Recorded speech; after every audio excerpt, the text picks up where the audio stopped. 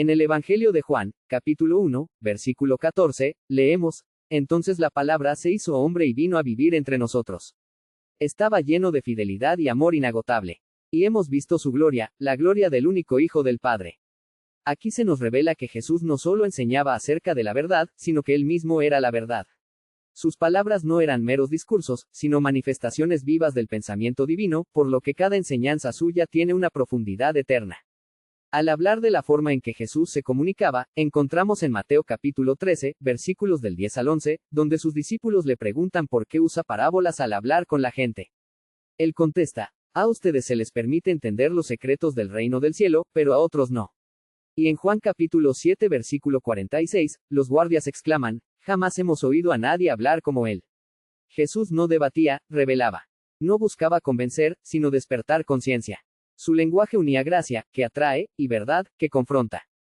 Por eso al hablar, algunos se quebrantaban y otros se ofendían. El método del reino que Jesús enseñaba era el de invertir la mirada. Hablaba mediante inversiones divinas, el último será el primero, el que sirve es el mayor, el que se humilla será exaltado, el que pierde su vida, la hallará. Dios usa la paradoja para romper la lógica del orgullo. Jesús mostraba que el reino opera al revés de la mente humana. Su lenguaje invertido era un espejo para el alma. Tomemos por ejemplo la parábola del buen samaritano en Lucas capítulo 10 versículo 29 a 36. Un hombre quería justificar sus acciones y le preguntó a Jesús, ¿y quién es mi prójimo? Jesús respondió con una pregunta, ¿cuál de los tres te parece que fue el prójimo del hombre atacado por los bandidos? Jesús no respondió una curiosidad teológica, sino una necesidad moral. Invirtió la pregunta para cambiar la perspectiva, del a mi prójimo al yo siendo prójimo. Así desnudó el egoísmo disfrazado de religiosidad. Otra parábola que ilustra esta inversión es la del hijo pródigo en Lucas capítulo 15 versículo 12 a 32. El hijo menor le dijo al padre, quiero la parte de mi herencia ahora, antes de que mueras.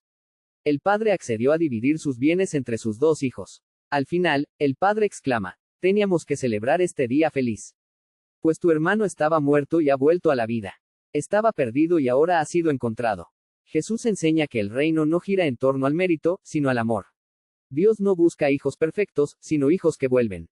En la parábola de los obreros de la viña en Mateo, capítulo 20 versículo 2 a 15, Jesús destruye la lógica del mérito. La justicia divina no paga por esfuerzo, sino por gracia. El reino recompensa disposición, no comparación. En la parábola del fariseo y el publicano en Lucas capítulo 18 versículo 10 a 14, Jesús invierte el juicio humano, el santo queda vacío, el pecador sale limpio. Su palabra revela lo que el hombre oculta tras la apariencia. Isaías capítulo 55 versículo 8 nos recuerda que a mis pensamientos no se parecen en nada a sus pensamientos, dice el Señor. Y mis caminos están muy por encima de lo que pudieran imaginarse. Jesús usaba el lenguaje de lo imposible para abrir lo invisible, bienaventurados los pobres, amad a vuestros enemigos, perdonen 70 veces 7, el grano de trigo que muere, da mucho fruto. A mi poder se perfecciona en la debilidad. Jesús hablaba así para corregir la manera en que el ser humano se ve a sí mismo ante Dios. La inversión rompe la autosuficiencia y pone a la persona en su verdadera posición, Dios en el centro, el hombre como receptor. Recordemos que la salvación es de Dios, no del hombre. El ser humano piensa yo busco a Dios, pero la Biblia enseña Dios me buscó a mí. Inversión. De la obra humana a la gracia divina. Jesús corrige la noción de mérito y devuelve la iniciativa a Dios. No son ustedes los que me escogieron a mí, sino que yo los escogí a ustedes. Juan capítulo 15 versículo 16. No vive el hombre para ser servido, sino para servir. Mateo capítulo 20 versículo 28. Invierte el orden jerárquico natural, el Señor se hace siervo. El Hijo del Hombre vino a buscar y a salvar lo que se había perdido.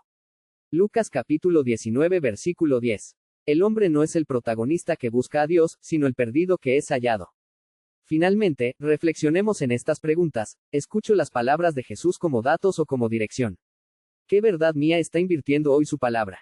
¿Estoy dispuesto a que su voz me corrija aunque no me convenga? ¿Busco entender o ser transformado? ¿He dejado que el Verbo hable dentro de mí más de lo que yo le hablo a él? Recordemos que el Verbo no vino a enseñar a hablar, sino a enseñarnos a oír a Dios.